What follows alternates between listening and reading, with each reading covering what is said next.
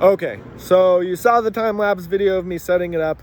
A few notes. My first trees were too far apart, so I had to find these other that just moved to this smaller tree. And then when I initially set it up, it was too high, so had to lower it down. So that'll be a thing, learning the length between your trees and the height you want to get it. From there, things I noticed, I had to go inside and get some clips because it didn't have any way to actually keep it held out on the line at distance. So that was a thing. Ran in and grabbed some clips for that. So need some clips.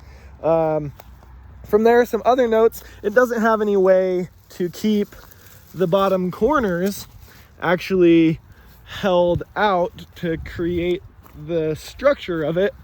But I figure, I can put my sleeping bag and my pad slid in there, and that would hold it out, and then my gear alongside. It definitely seems like it would be waterproof, but the final thing that's really kind of a turnoff about it is it is just a tube. So it does not have any way to close the front and the back of it.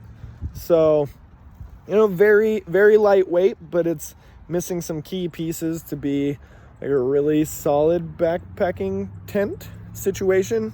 But for extremely minimal situations, and if you're not worried about having it fully enclosed on the front and back, it could work for that. It really is just like an emergency blanket tube with a paracord line to run between a couple of trees. So you could always take longer paracord line, and that would be good and helpful.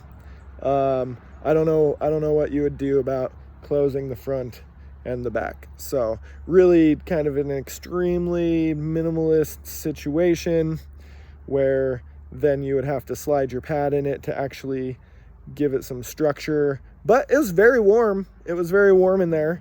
So that's something about it too. Very warm, waterproof, except water coming in the top and bottom because there's no real way to stop that. So overall, probably not a really solid long-term backpacking tent situation. I'll need to get something else, but I guess that's why those are very expensive for the really light backpacking tent situations. Really good idea though, and with a few improvements, it could be really solid. If it had 4 little stake spots to stake out the corners and then some kind of mesh front or back, really, really good idea for a very light, minimal backpacking tent.